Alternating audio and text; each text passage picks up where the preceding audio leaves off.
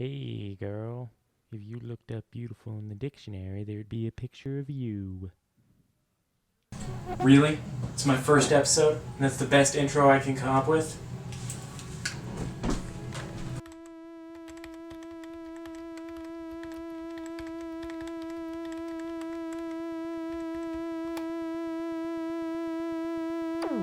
Hello, YouTube, and welcome to Someone's Wrong on the Internet. I'm your host, Toby, and before we dive into today's subject, which was so helpfully teased by the intro, I'm going to give you a brief rundown of the brief history behind the show.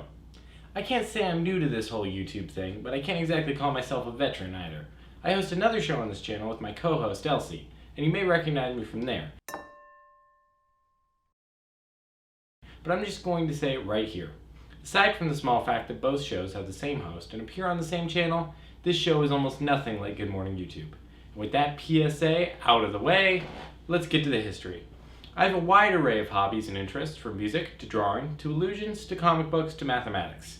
I have this thing where if I become interested in something, I'm going to find out every little thing about it. I will not only read its Wikipedia page from top to bottom, I will follow through on all the references, find out the latest scientific knowledge about the thing, stalk that thing's Facebook page, Twitter account, everything. Well, not always quite that excessive. Anyway, something that's recently become an interest of mine is something that almost everybody watching this video has either participated in or witnessed: internet debates.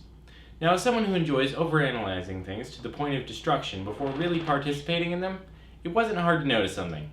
Most internet debates don't work. At all.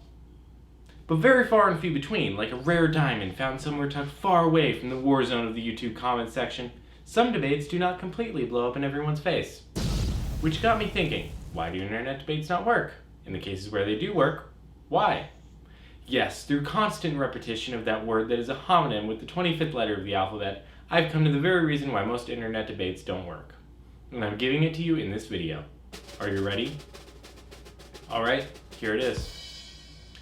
Actually, I can't give you the reason, because what I found are several large reasons and many small reasons, and I'm discovering more every day, which is where this show comes in. My theory is that if participants of internet debates are aware of these reasons and take steps to counteract them, the internet debates they participate in would be more stable and hopefully significantly less likely to blow up. In this video, I will be introducing you to two related concepts that I believe to be at the core of the majority of problems in internet debates. The first, definitions. Way back when I was in a debate club, there was something we put in every case and worked to make credible. Now that I've participated in more real-life debates, as opposed to organized educational debates for sport, I realize its utter importance in setting the tone for the entire subsequent delve into a disagreement over subject matter. This is, of course, definitions.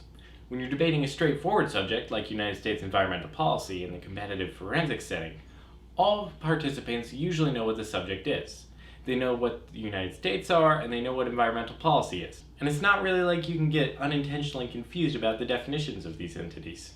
In real-life debates, and especially on the internet, this is not the case. It is important to make sure that you all understand what words mean.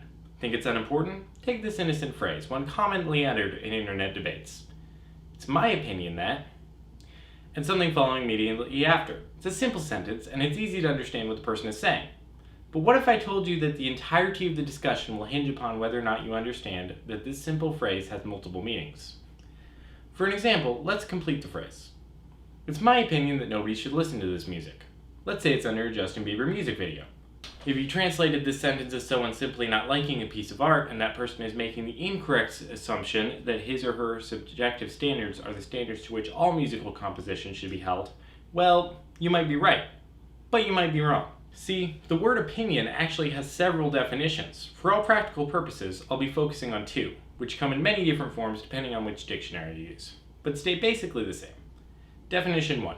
Opinion. A belief or judgment that rests on grounds insufficient to produce complete certainty. For the sake of simplicity, we'll call this an intellectual opinion, or mind opinion.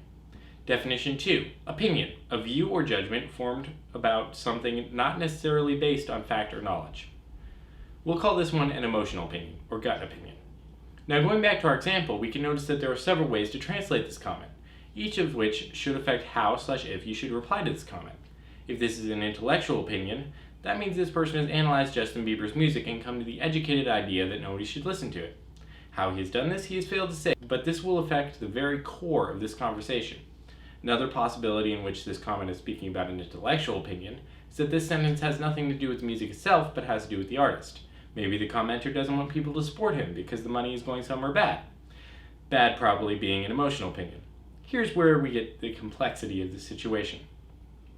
These opinion definitions are not mutually exclusive, so there can be different levels of both types.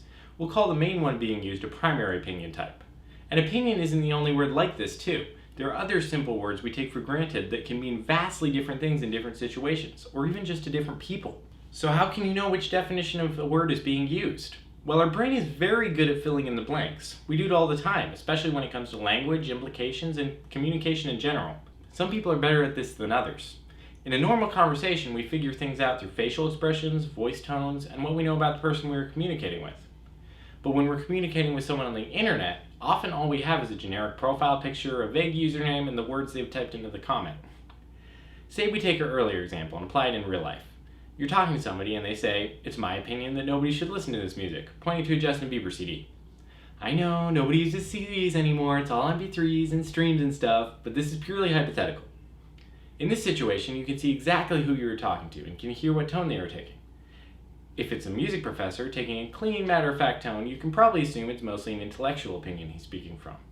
While that's the primary opinion type, there's most likely some emotional opinion in there too.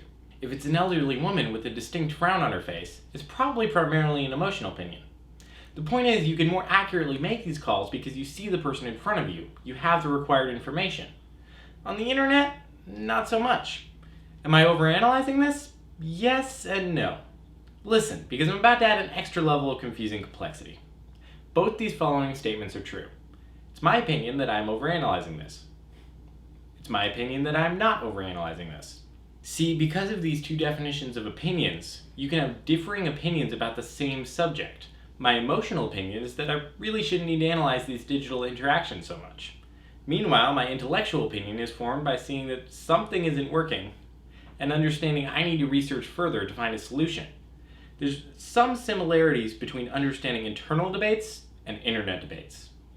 There's a lot of ways to apply this principle, but it comes up a lot in internet debates about politics, and often people don't realize it's happening, even when it's happening to them.